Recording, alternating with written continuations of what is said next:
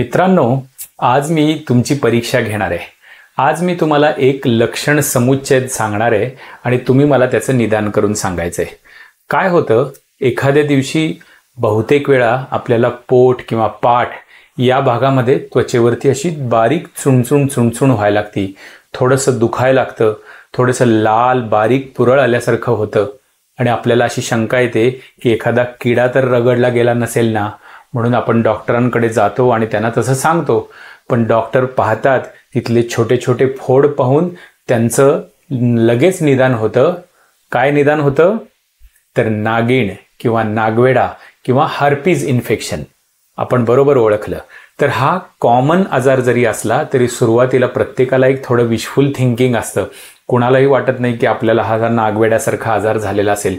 आपण समजतो की काहीतरी लागला असेल, काहीतरी किडा तिथं रगडला गेला असेल, काहीतरी खरचटला असेल, परंतु हा आजार मात्र नंतर हळूहळू वाढायला लागतो।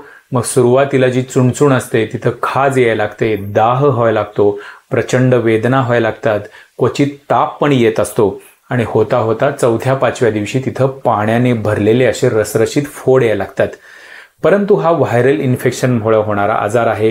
ज्यांना पूर्वी कांजिण्यासारखं इन्फेक्शन होऊन गेलेलं असतं तर त्यावेळेसचे व्हायरस जे असतात ते सुप्तावस्थेमध्ये असतात आणि ते काही कारणाने, म्हणजे जेव्हा स्ट्रेस वाढतो, टेन्शन जास्त असतात, झोप नीट होत नाही, डायबिटीससारखे इम्युन सिस्टीम कॉम्प्रोमाइज झालेले आजार असतात, त्याच्यामध्ये हा व्हायरस पुन्हा डोकंवर काढतो आणि आपल्याला हर्पीज झॉस्टर या पद्धतीचं इन्फेक्शन मग झालेलं डॉक्टर आपल्याला सांगतात।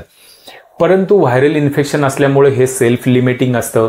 यामध्ये बरेचदा पेशंट औषधं घेतात, ते सुरुवातीला सुरू करतात औषधं, किंवा काही पेशंट याच्यामध्ये दिरंगाई करतात, उशिरा सुरू करतात। काही असे पेशंट असतात की हे बाहेरचे काहीतरी अघोरी उपचार करतात, ज्याला आपण नागिणीवरती मंत्र टाकणे, मांत्रिकाकडे जाणं, असे अनेक प्रकारच्या अंधश्रद्धा लोकांमध्ये आहेत। आणि या सगळ्यांमुळं जो महत्त्वाचा जो गोल्डन पिरियड असतो की या आजारामध्ये लवकरात लवकर ट्रीटमेंट जेवढी सुरू करेल तेवढा हा आजार लवकर बरा होतो।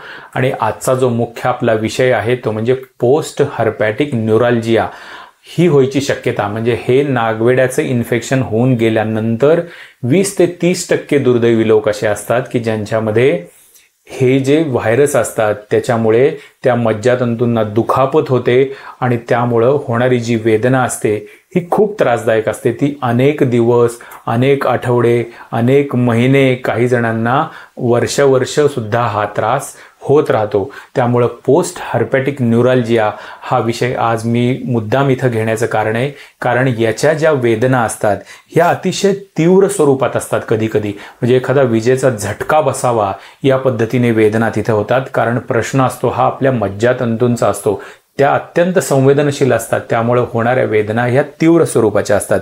बऱ्याचदा तिथं दाह होतो, थोडं खाजल्यासारखं होतं, बधीरपणा येऊ शकतो आणि एक प्रकारचं वेगळंच असं सेन्सेशन तिथं येतंय असं रुग्ण सांगतो। म्हणजे त्याला हात जरी लावला तरी आपल्या त्वचेला जे नेहमीचं सेन्सेशन असतं तसं न येता एक वेगळ्या पद्धतीचं सेन्सेशन तिथं येतं। म्हणजे ओव्हरऑल त्या रुग्णाची क्वालिटी ऑफ लाईफ जी आहे ती मोठ्या प्रमाणावरती बिघडते। त्याचा रोजचं काम करायचे जे आहे त्याच्यामध्ये सुद्धा खंड त्यामुळे निर्माण होऊ शकतो। त्यामुळे पोस्ट हर्पॅटिक न्यूरॅल्जिया हा बरा होणं, नियंत्रणात येणं हे अतिशय महत्त्वाचं आहे। त्याच्यासाठी आधुनिक शास्त्रामध्ये वेगवेगळ्या प्रकारच्या पेन किलर्स दिल्या जातात। त्याचप्रमाणे गॅबापेंटिन यासारखं औषध आहे, गॅबापिन यासारखं औषध आहे की जे मज्जातंतूंचं पेन रिलीव्ह करणारं औषध आहे, ते वापरलं जातं। त्याचप्रमाणे कधी सायकॅट्रीमध्ये जी वापरली जाणारी औषधं असतात की ॲमिट्रिप्टिलिन सारखी औषधं ही सुद्धा इथे उपयोगी ठरतात।